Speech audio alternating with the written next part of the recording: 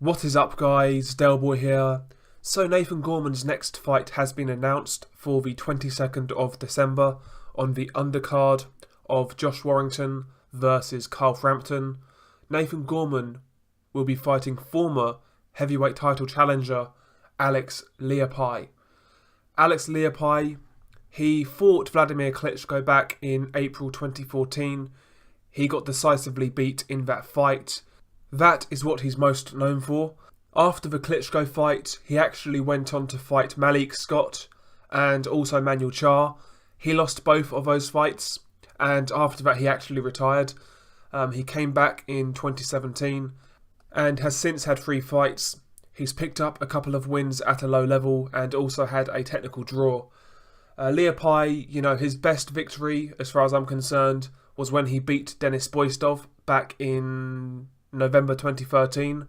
I'm pretty sure Boistov back then was the #1 contender in the WBO, and that's how Alex Leapai got a shot at Vladimir Klitschko.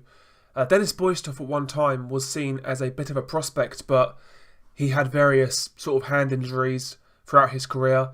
After that defeat to Alex Leapai, Denis Boistov was actually involved in a brutal attack where he sustained some bad head injuries, he was put in a coma, and he was in a really, really bad way. I've not really heard anything since then, to be quite honest, but from what I've seen, he's not actually recovered and he's still in a bad way. But yeah, when Leapai beat Boistov, Boistov was undefeated and, he was seen as a bit of a prospect. Apart from that Boistov win, there's really not too much there. He beat Travis Walker, he beat Owen Beck, he beat Darnell Wilson. Apart from Boistov, I would say they are his best wins. Leapai is what he is. He's a shorter heavyweight, he's a bit overweight, he's never had the best conditioning, but he is quite durable. He's got a decent chin. He carries actually some respectable power at a lower level, and he does come to fight. He comes forward, trying to get up close, and he'll try and swing those overhand shots. That's the type of fighter he is. He is very basic, but he does punch quite hard, so early on he might be a bit dangerous. What do I think of this fight for Gorman? I don't think it's terrible by any means. Gorman is only 22 years old. He's 14-0. I think this is a perfectly acceptable fight at this stage of his development.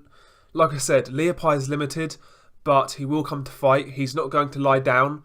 In the first sort of 2 to 3 rounds, he is dangerous because of punching power. And Nathan Gorman hasn't fought a puncher so far, so I am intrigued to see how Nathan Gorman approaches this fight, especially in the early rounds when Leapai is fresh. When Leapai carries some danger, how is Gorman going to deal with that? What's his game plan going to be? Is he going to box safety first? And when Leapai tires, is that when he's going to put the foot on the gas? Is he going to try and counter Leapai coming forward? Or is he going to, be expressive, let his hands go like he usually does? I think it's an interesting fight. Again, could we have had better learning fights? Yes, I agree. But, he's 22 years old. He's very inexperienced. I don't think this is a terrible fight whatsoever, to be quite honest. I hope after this fight it leads into something a bit bigger. Maybe if Gorman and Dubois win their next fights, we may see that happen in the new year. I very much doubt it, but we can dream. That's one of the fights I want to see domestically in the UK next year.